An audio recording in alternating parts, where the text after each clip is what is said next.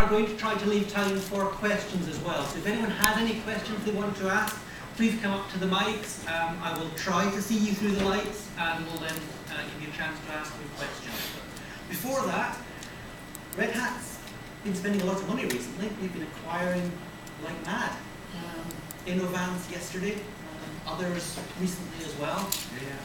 How does a company take these individually good pieces, and each of them are strong in their own right, and plug them together into something that's coherent and sustainable? Right. Well, those two are actually pretty dramatically different. I mean, if you look at sort of like our cadence for acquisitions, it probably averages about once a year. So we're not on like this massive tear to roll up, and It just looks like it. Well, part of that is, I think, just because that so little technology works in our model, and with our model being 100% open. I mean, today we also open sourced some technology behind a company called ManageIQ, now platforms, and all that code is now open source. I mean, who does that? It's hundreds of millions, not open source all the technology. But in most cases, there's very few companies that are candidates for that model, right? In most cases, you can't take something proprietary and open it up and really build this vibrant community around it. It's really difficult. So that's why the pace is slow and things tend to be more organic. But in the case of these two in particular, they're absolutely centered on OpenStack. One was a company called Inktank, and they'd been at it for a long time building a scale-out file system, or scale-out block layer, scale-out object layer, and scale-out file system called Ceph. And that was a no-brainer because that's our model, right? So they already built this great community, great technology, getting validated by customers. And why it was particularly interesting to us was that because we're just, I mean, I think we're talking about OpenStack, we're all in on OpenStack.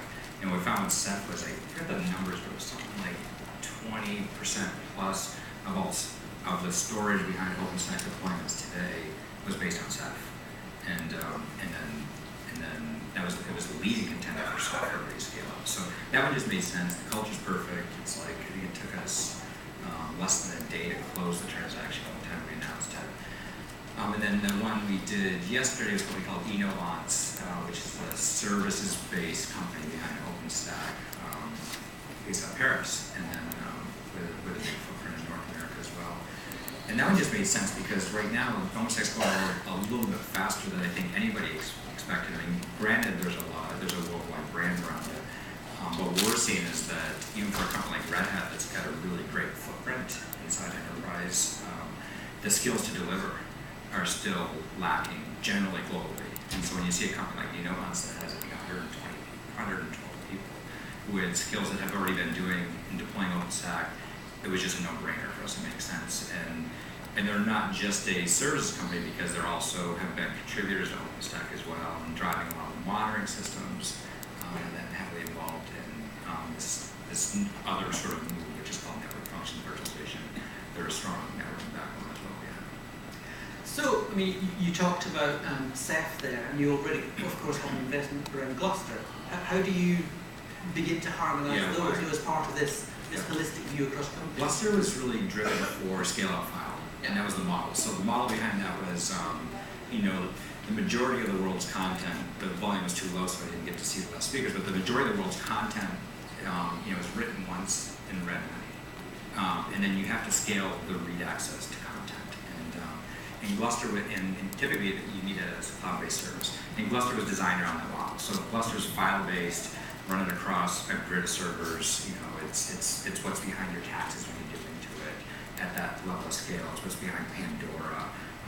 And so, that just made sense. It was open source from day one.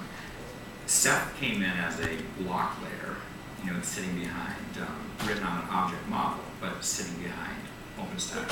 So they just made sense. They're highly complementary. With a Bro, definitely, like all storage technologies, there's absolutely an overlap. They're not like this, they're more like this. And so for us, it just means understanding use cases that deployments have. And helping customers understand. Exactly. And then picking the right tool for the job, where there's no longer a competitive situation. But the likelihood now is that we have the right solution for customers.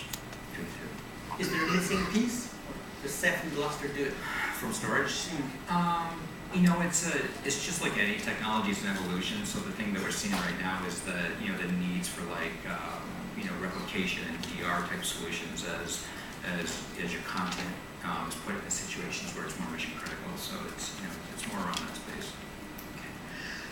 We were going to talk about OpenStack. You said early on that you felt it was growing faster perhaps than people expected. I think if you look at some of the coverage around OpenStack and the things that people like Barb have been writing, who was just on stage, there's a question being asked about how much of that is noise and how much of it is real solid deployment that's actually done by real customers. Right. Well, we just spent $95 million USD on a company to do deployment, so it tells you what our opinion is on it, as opposed to sort of fashionware. Yeah.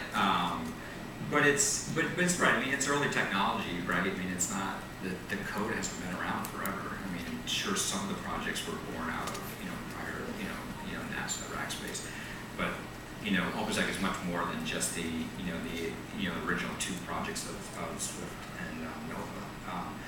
But the reality is that sort of we see it this way is that we've got upwards of 100,000 customers. I haven't met a customer yet that doesn't want to talk about OpenStack. That's really unusual. It's an unusual position for a vendor to be in, right? Because vendors are usually out there explaining their products to customers and telling customers why they need the products. This one really flipped around on us. In this case, it's customers saying, first thing on the agenda is talking about OpenStack. Does that mean that they are necessarily, putting boots on the ground and deploying it tomorrow? Not necessarily, but they're all building a strategy around it. So it's definitely mixed with a lot of activity locally between Europe, Asia, and North America. So. Do you remember, if you've got questions, please come up to the mics and I'll turn and bring you in.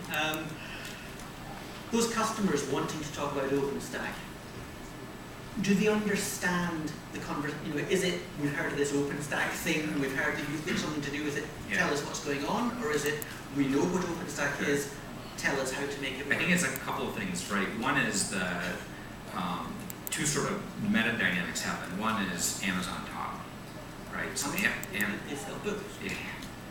So I think that. Yeah, heard that before. Okay. Yeah. But they taught IT. That there's a better model for building multi-tenant shareable infrastructure, and people also understand that it's hard to do, and Amazon can do it at scale. And so all of a sudden, now every IT department knows that I may want to use public cloud, but I also want on-prem, across the board, universal.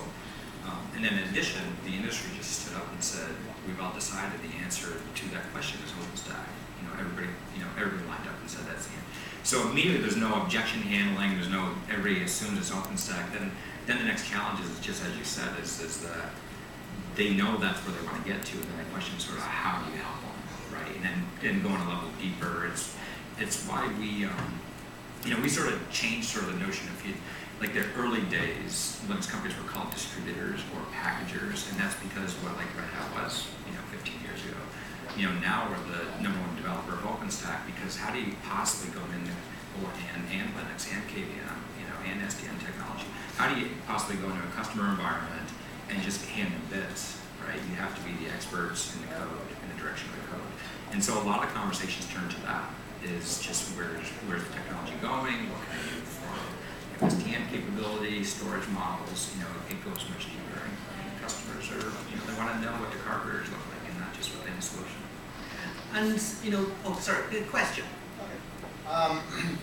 So Ceph is an object store with a block store on top of it, and also there's kind of a file system that's still in progress. Right. Swift is an object store, and Gluster is a file system store. So do you see some sort of convergence or divergence where you pick what's best for each of these? I don't think we progress. Right. Swift is an object store, and Gluster is a file system store. So do you see